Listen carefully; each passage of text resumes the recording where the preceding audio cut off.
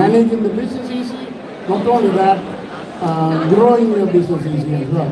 Because marketing and networking will definitely help you grow your business. So therefore, for startup businesses, two topics which I talked about. One is accounting. You cannot ignore, and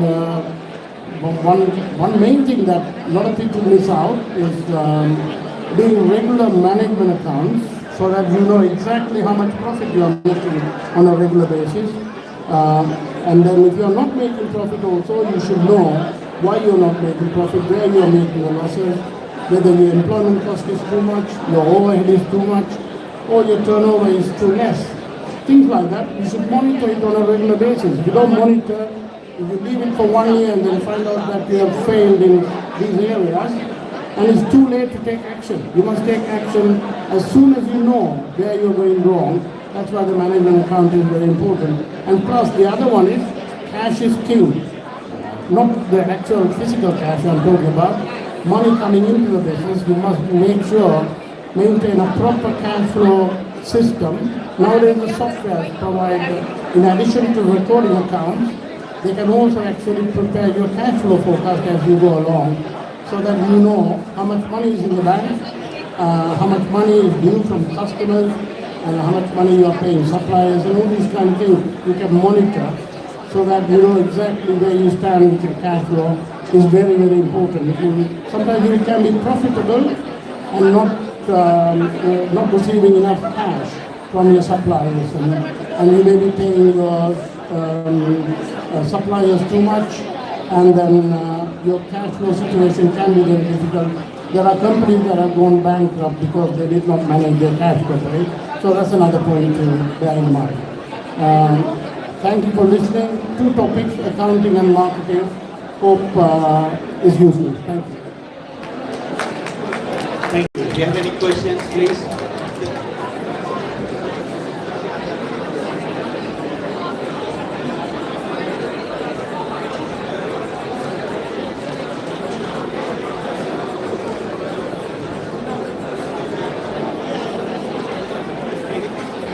Any other questions, please?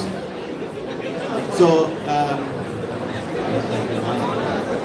ஒரு நண்பர் கேட்டிருக்கின்றார், தனக்கு காது கேட்காதபடியால் தன்னை போல் லண்டனில் வசிக்கும் யாராவது உறவுகள் இருந்தால் தன்னுடன் தொடர்பு கொள்ள சொல்லி, அது தமிழர் நலன்புரி சங்கம் லண்டன் என்கின்ற அந்த முகவரி, அல்லது அவர் இங்கே இருக்கின்றால் அவருடன் தொடர்பு கொள்ளலாம். அவர் யாராவது தொடர்பு கொள்ள விரும்பினால் அல்லது நீங்களும் தொடர்பு கொள்ள வேண்டுமானால் தொடர்பு கொள்ள கொடுக்கின்றனர். அவர் இங்கே இருக்கின்றார். நன்றி. கேள்விகள் ஏதாவது இருக்கின்றதா? நாங்கள் நிச்சயமாக அடுத்த முறை சைன் லாங்குவேஜை உள்வாங்க வேண்டும் என்று கேட்டுக்கொள்கின்றோம். அதனால் அவருக்கு மிகவும் இலகுவாக இருக்கும் இதை புரிந்து கொள்வது. நன்றி. மூன்றாவதாக இன்றைய இந்த நிகழ்விலே உங்களுக்கு ஆலோசனை வழங்குவதற்காக வருகின்றார் லொரன்சோ அவர்கள். Can I call upon Lorenzo to give you a short speech and then take questions?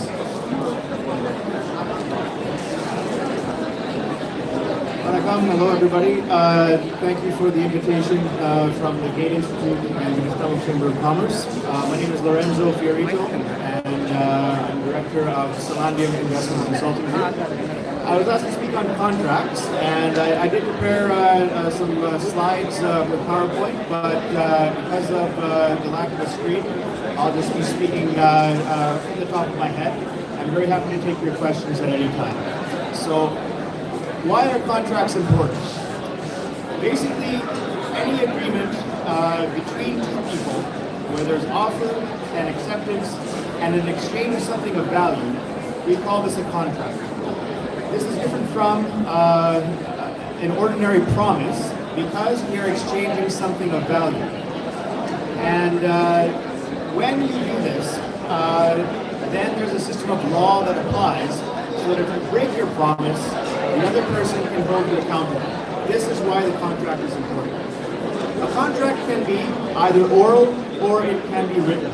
So if I go into the back and I say, I would like some tea, they say, give me 2 pounds and we will give you the tea. That is an oral agreement. But if they don't give me tea after I've given the £2, then I have, under the law, measures of recourse. Now, of course, for £2, I'm not going to make a fuss. But if we have an agreement that's worth £50,000, then we have to have a system that protects all parties. This is what the contract is. So when we have more formal commercial contracts, we have the body of the agreement. This says the names of the parties. So I'm the buyer, the person selling the tea is the seller. We need those people to be identified in the contract. We need to say what is the substance of the agreement. The substance of the agreement is that I want to buy some tea, I'm willing to pay for it. Right? And then we need to say what is going to happen if somebody breaks their promise. If I don't give the money or if the seller does not give the tea, what is going to happen? This can go in one of two directions. One is the national court. So within the national court system, I say the contract is breached. I would like either my money back or I would like to get the tea that I paid for. Right? And the court will usually say you can get your money back, but we cannot force the seller to give you the tea. Unfortunately, that's not in our power. But we can tell the seller if Lorenzo needs money back. All right. The other route is to go to alternative dispute resolution. It's not that big of a deal to me. I want to keep it on the court. I want to keep both of our names private. I don't want this in a public court record that I've taken the tea seller to court over tea sales. So we have a private agreement. We go to, let's say, mediation or arbitration. In mediation, the mediator brings the two sides together and tells them that basically he is there to listen, he or she is there to listen, and to find the common ground between the parties. But the mediator cannot suggest solutions. The solutions come from the parties themselves. In arbitration, the arbitrator is basically a private judge. When he hears or she hears the two arguments from either side, the arbitrator makes a decision. One is right, the other one is wrong. And this is also a way of settling out of court, but it has basically the same effect as a court decision. The contract is upheld, and one party is found to be in the right, the other party is found to be in the wrong. So this is the basic system of contracts in business relationships and the two forms of dispute resolution. One last thing that I'd like to add is how contracts change just a little bit when the two parties are in different countries. If I'm in the UK and my business partner is in Sri Lanka, there's going to be two different systems of law that apply. I'm in the UK law applies to me. My business partner is in Sri Lanka law applies to them. How do we find an agreement? One way is to write into the contract what is going to be the governing law. When you write that down, when you take that contract to the court or to the arbitrator, the decision is clear as to which system of law applies. Another way of doing it is to have a neutral forum for your arbitration.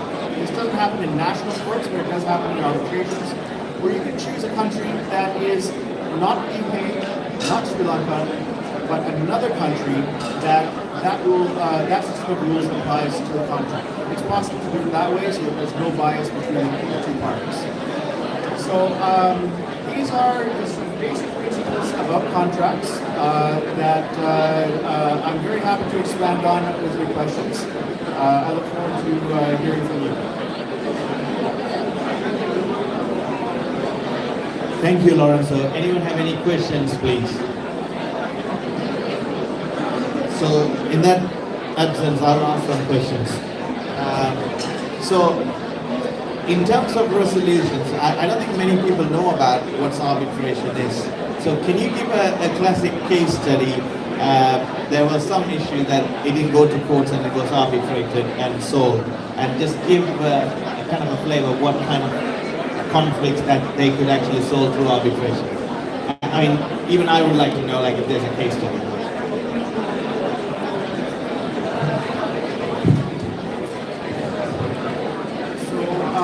Arbitration, as I mentioned, is an alternative to the court system. This can be done for basically any kind of civil claim. So the one area of law that cannot be done through arbitration is criminal law. If you commit a crime, you cannot have out-of-court settlement. You cannot have out-of-court settlement for the penalty for that crime. Basically, anything that is not criminal could be subject to arbitration if the parties agree. This is the most fundamental part of an arbitration, is that the two parties have to have an agreement that they're going to go to arbitration and that they're going to be bound by what the arbitrator decides. So at the small scale level, family disputes can be settled out of court through arbitration. At the large scale level, and this is actually what got me into arbitration, disputes between investor companies and states can be settled through arbitration. The specific case that I was interested in that got me into this field of law was an arbitration in 2009 between Deutsche Bank and the state of Sri Lanka. Sri Lanka owed Deutsche Bank $60 million American dollars because they had bet that the price of oil was going to go up, and instead the price of oil went down. So in that agreement that they had with Deutsche Bank, Sri Lanka has said when the price of oil goes up, we will accept money from Deutsche Bank. When the price of oil goes down below a certain level, we will pay money to Deutsche Bank. Oil prices collapsed. Sri Lanka was $60 billion in debt to Deutsche Bank, and it still happened to pay. So that is a classic case that really sort of shook the world of international arbitration, and it's something that affected many people's lives. Thank you. There's another question to say. Two questions. One of them is what country you would suggest when it comes to a contract between somebody who lives in the UK and in Sri Lanka, and also can a country be held accountable under any international law for any matters or dispute? Do you have any example?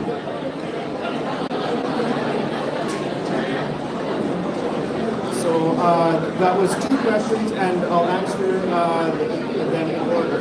So, when you're a business established in the UK and you're doing business with someone in Sri Lanka,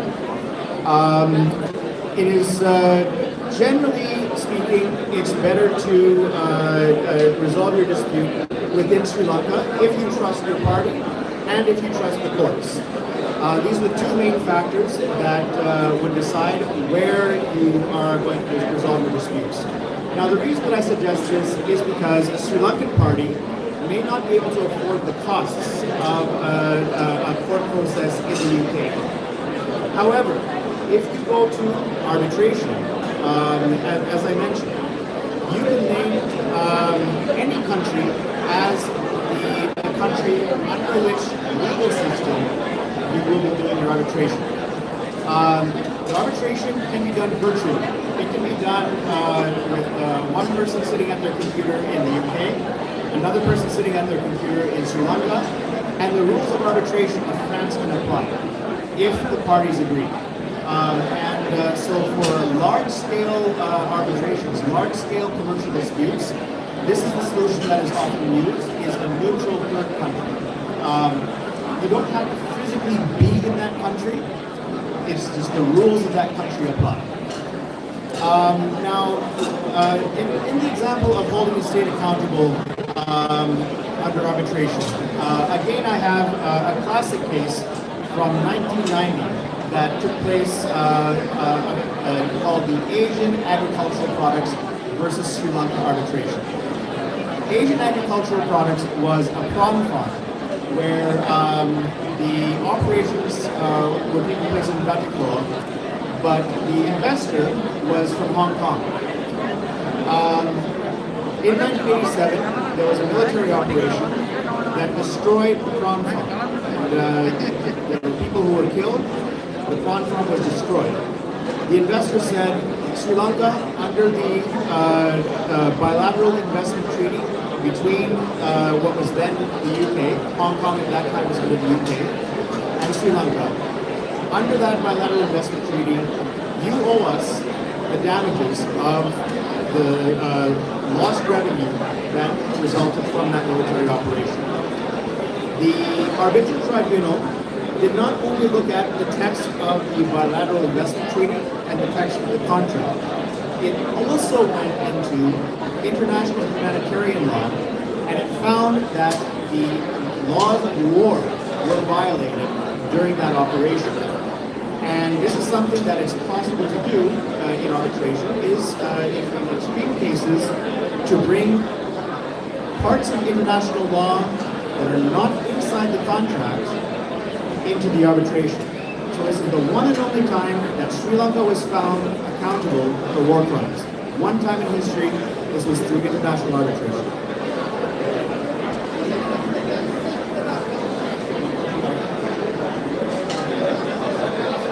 Sri Lanka lost the arbitration and was told to pay compensation to the investor. For about 2 years, they tried not to pay, and the British High Council stepped in and asked Sri Lanka formally to make the payment. After that, the payment was made. It's quite interesting case studies that you hear from him. So Lawrence has one of the startups here, so you can meet him at his desk later today. So we have these 3 speeches and today, and there will be more tomorrow. And tomorrow we have the entrepreneurs pitching their business. So the business pitch is at 12 to 1. So please do join us again. But there will be other events happening throughout the day. Thank you very much for joining.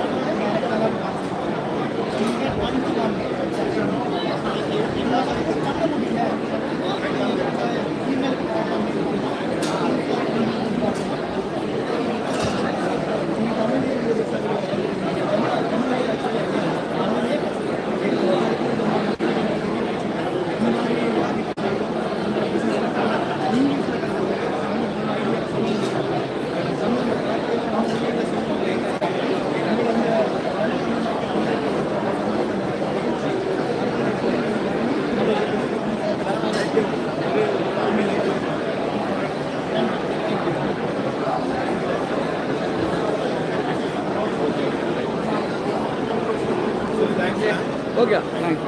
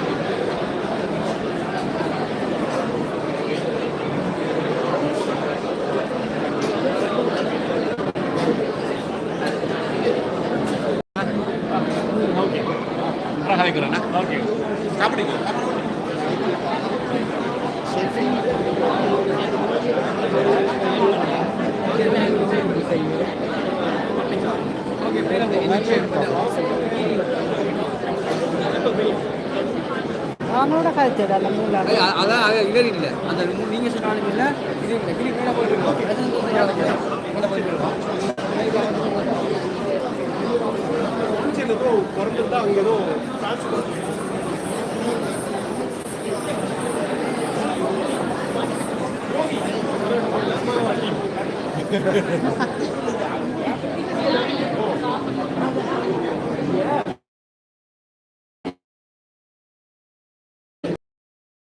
Ravi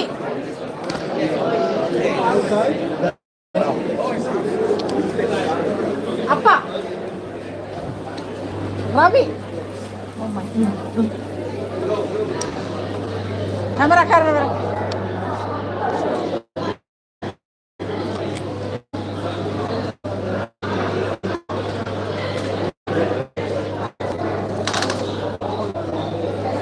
இதே இருக்கா வீட் போடுங்க